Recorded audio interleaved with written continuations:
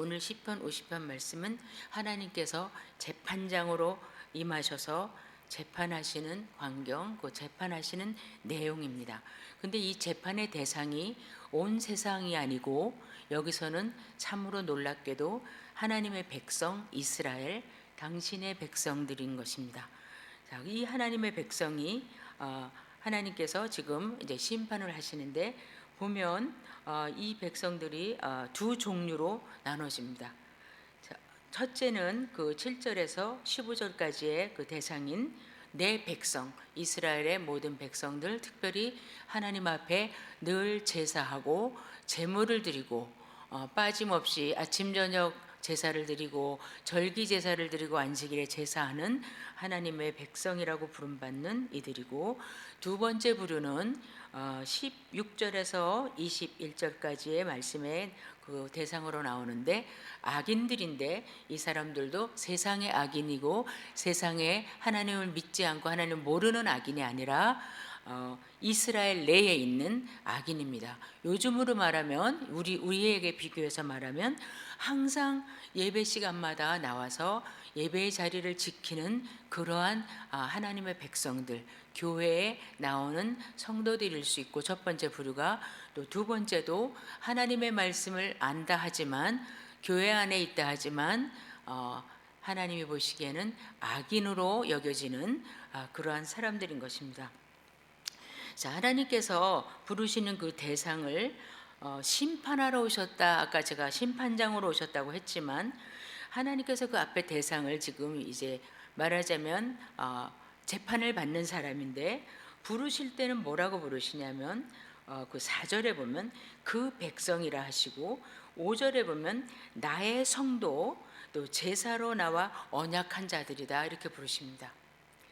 자, 우선 나의 성도라 그렇게 부르십니다. 나의 성도라.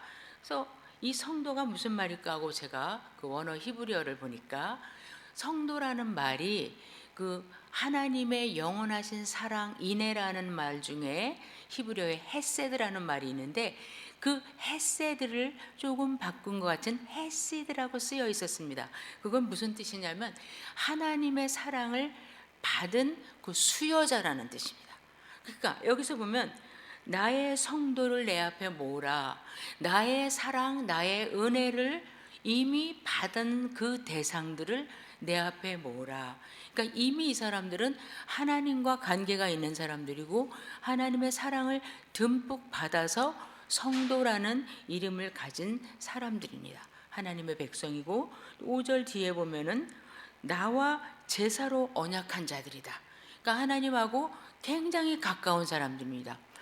이 말씀은 우리가 무슨 생각을 하면 되냐면, 출애굽기에서 하나님께서 특별히 이스라엘 백성을 애굽의 종되었던 데서 모세를 통해서 이끌어내시고 시내산에서 그들과 언약을 맺으시죠. 언약을 맺으시면서 또 피의 언약을 맺으시고 또 십계명을 주시고 나는 너의 하나님 너희는 내 백성, 그렇게 언약을 맺으신 그 백성이라는 것입니다. 그래서 나의 성도, 나와 제사로 언약한 그들을 불러라. 내가 4절에 보면 그 백성을 판단하려고 지금 왔다 말씀입니다. 그러면 무엇 때문에 이 하나님의 백성들이, 특별히 하나님의 사랑을 이미 듬뿍 받은 성도라고 칭하여지는 이 이스라엘 사람들이 하나님 앞에 책망을 받고 이제 심판 받기까지 이르렀는가? 7절에서 15절 보면, 내용을 보면 13절까지의 내용이죠. 보면 예배에 실패한 사람들입니다. 이 사람들은 하나님께서 너희가 왜 안식일에 내 앞에 나오지 않느냐, 왜 내 앞에 제물을 가지고 오지 않느냐, 왜 나쁜 제물을 가지고 오느냐, 이렇게 책망하지 않으시고, 너희들의 8절에 보면 내가 너희의 제물에 대해서는 너희를 책망할 것이 없다. 항상 내 앞에 제물이 차고도 넘친다. 얼마나 많이 가져오는지 그거는 내가 책망을 안 하겠다.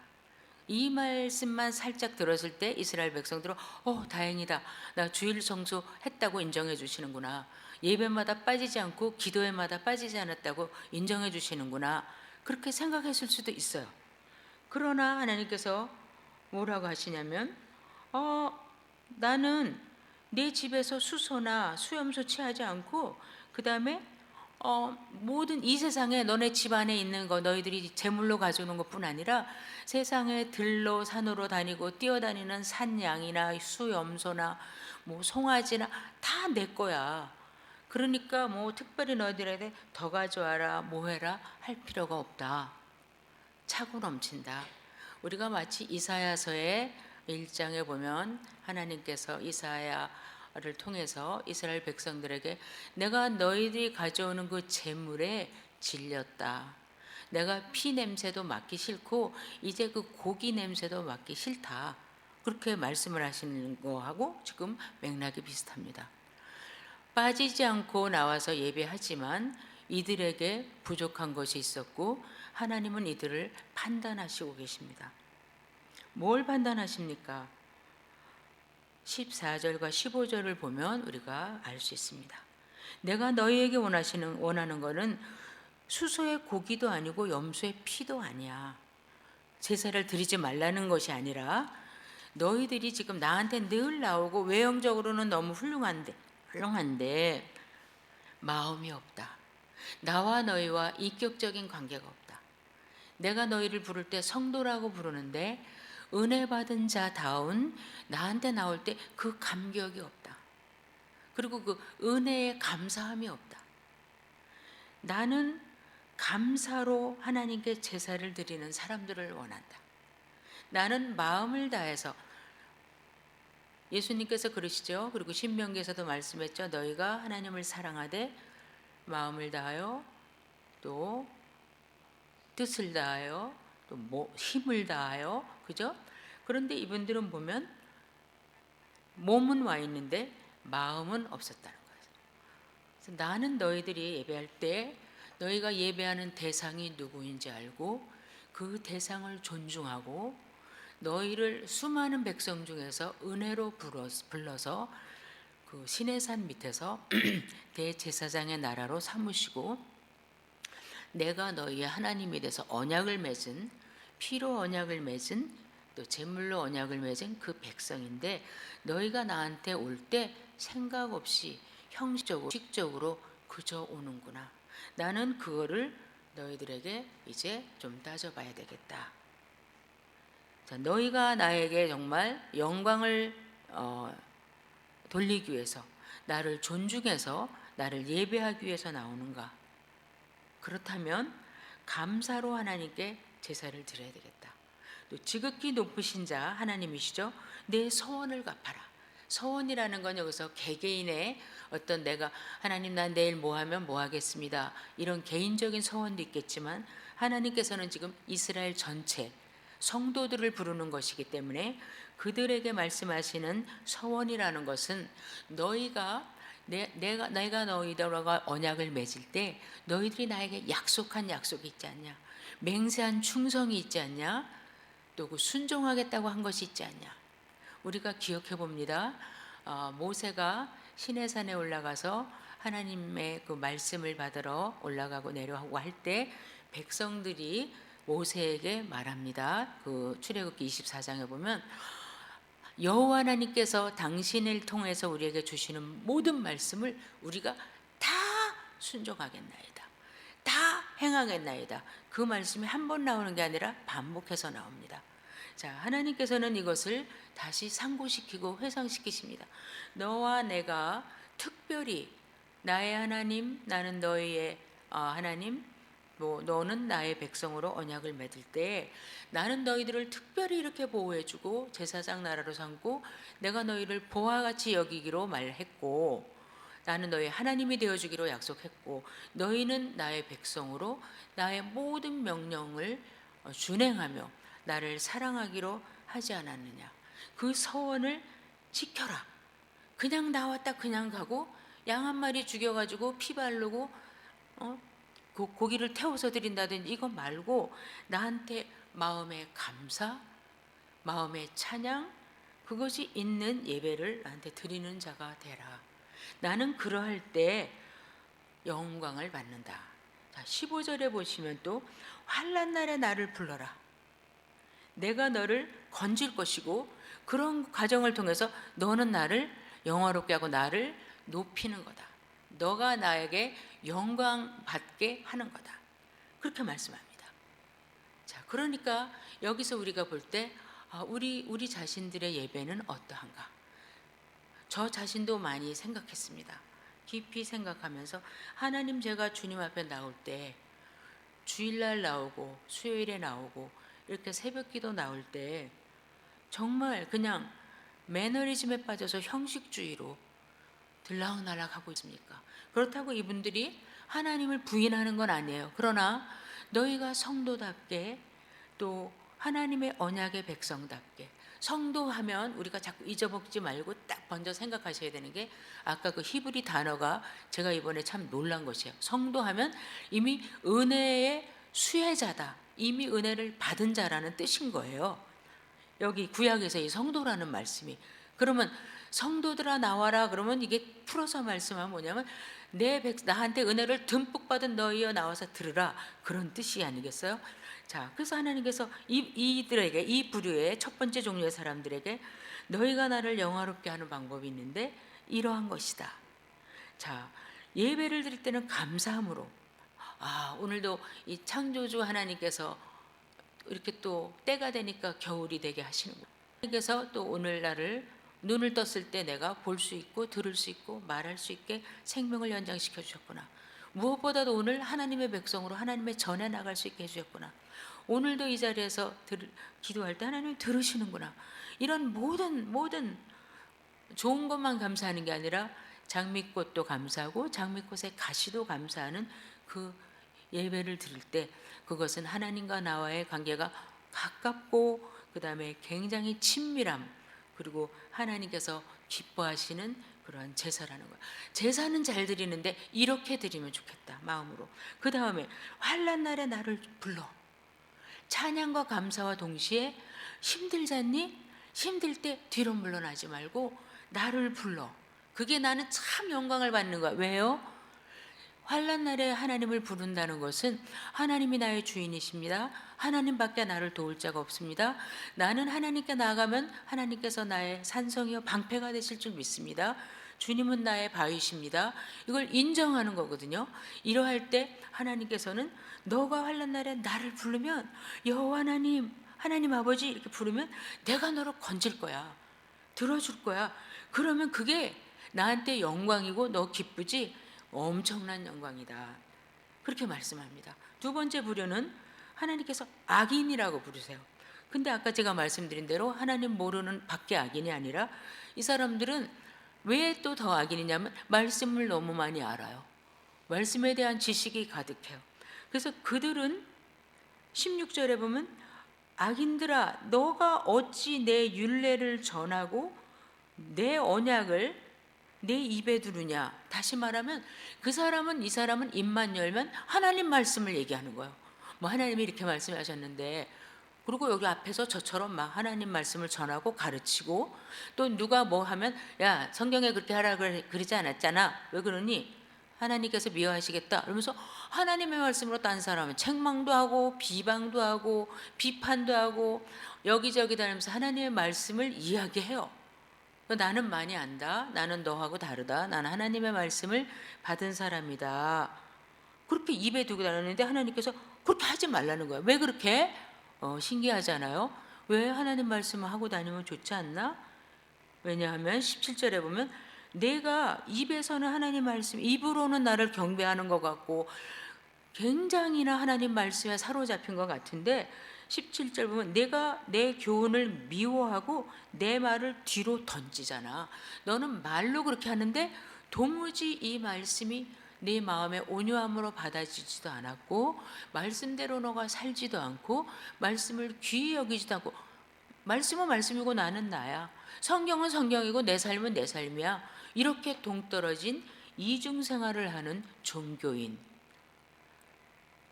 성도인 것 같고 하나님의 말씀을 조절거리고 다니지만 실제적으로는 철저한 무신론자, 현실적으로는 무신론자라는 겁니다. 하나님 보실 때. 그래서 이러한 사람들을 하나님께서 굉장히 혐오하시고 내가 너를 찢으리라 이렇게 말씀하십니다. 자, 어떻게 하고 있는가 이 사람이.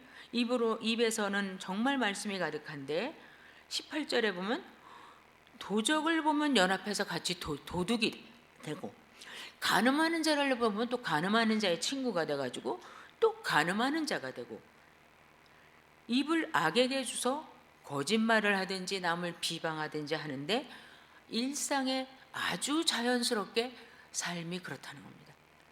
다시 말해서 이 사람은 교회도 올 수 있고 하나님 말씀에 대해서도 굉장히 지식적으로는 많이 알지만 자기의 삶 가운데 이 말씀이 영향력을 주지 못하고, 더 정확하게 말하면 말씀을 자기 안에 심지 않고 받아들이지 않고 말씀을 멸시하고 무시하는 사람이라는 겁니다. 자, 아까 예배를 드리러 오는데 마음으로 예배를 드리지 않는 사람에게는 하나님은 이다지 꾸짖지는 않으십니다. 너가 마음으로 나한테 나오면 좋겠다, 사랑으로 나한테 나오면 좋겠다 하시지만 이러한 사람들은 외식하는 자라.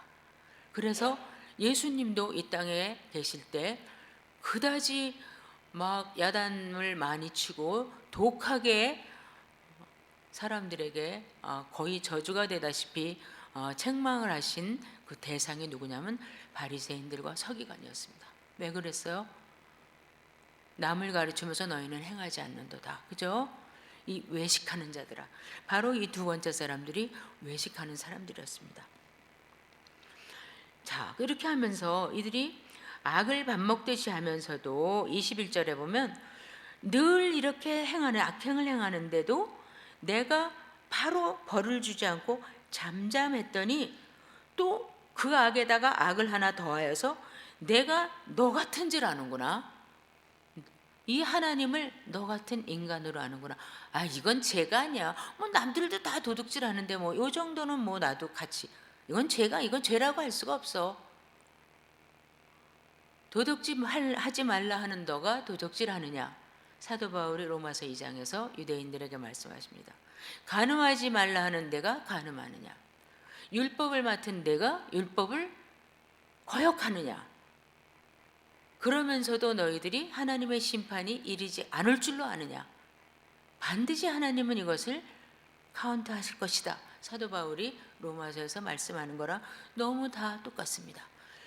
하나님의 말씀 성경은 구약이 다르고 신약이 다르고 한 것이 아니라 창세기부터 계시록까지 하나님의 뜻은 동일하게 맥을 계속 이어가면서 우리에게 반복해서 말씀해 주십니다. 자, 그러면서 22절 23절에 말씀하십니다. 하나님을 잊어버린 너희여. 자, 다 하나님을 잊어버린 사람들이에요.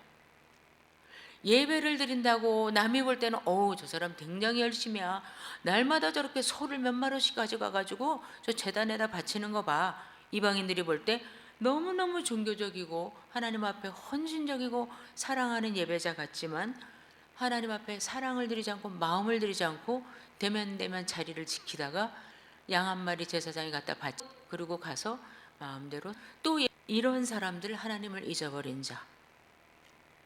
말씀은 다 들었고 남한테 심지어는 이야기하고 남을 판단할 때나 가르칠 때 말씀을 다 내용으로 쓰면서도 자기하고는 상관없이 사는 하나님을 잊어버린 자, 너희여 이제 생각하라.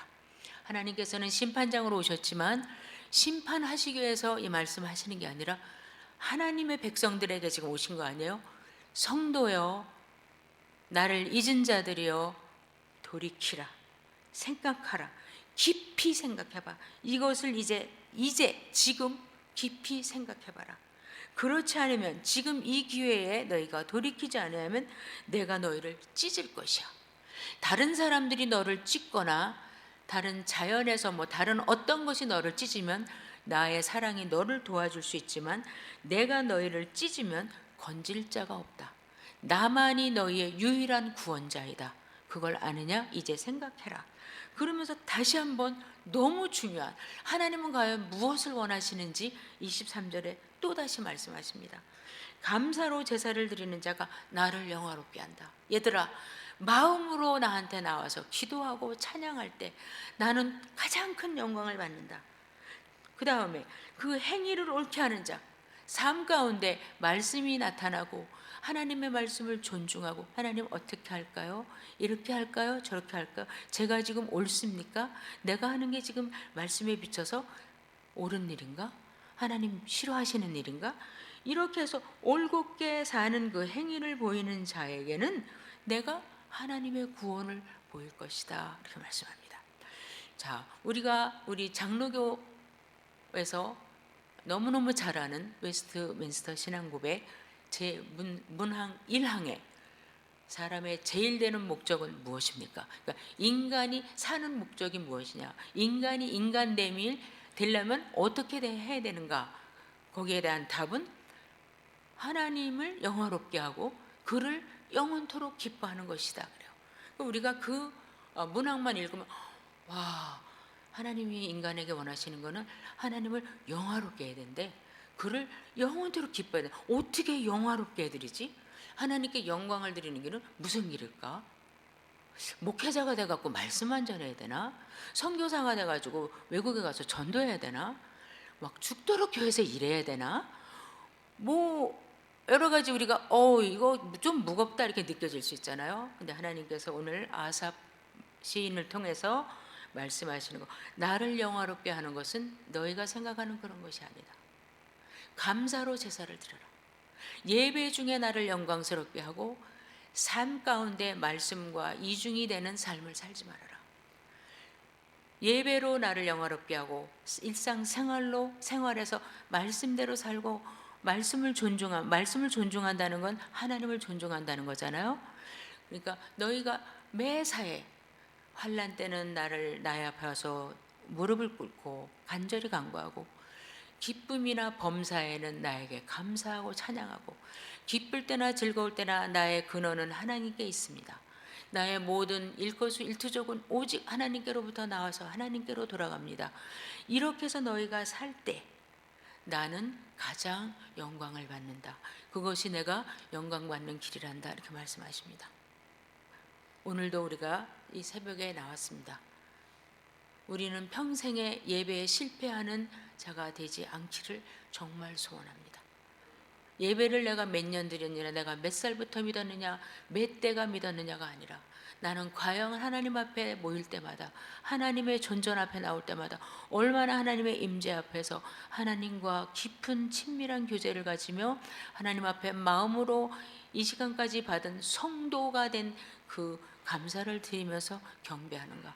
나는 어려운 일이 있을 때 사람의 방법이 아니라 하나님께 의존하고자 하는가. 이렇게 할까요? 저렇게 할까요? 이것이 지금 맞는가요? 하나님 확인해 주세요. 도와주세요. 할 때 하나님은 들으시고 응답하시고 건지시고 영광과 기쁨을 받으신다. 우리는 그 두 가지 예배 가운데 하나님 마음으로 나가고 하나님 앞에 삶 가운데 말씀대로 살려고 하나님을 인식하면서 살 때 우리는 웨스트민스터 신앙 고백, 성경을 요약해서 나온 말씀이죠. 물론 그 신앙의 고백의 1항을 충분히 지키면서 하나님 앞에 드려지는 저희의 인생이 되는 것입니다. 기도하겠습니다.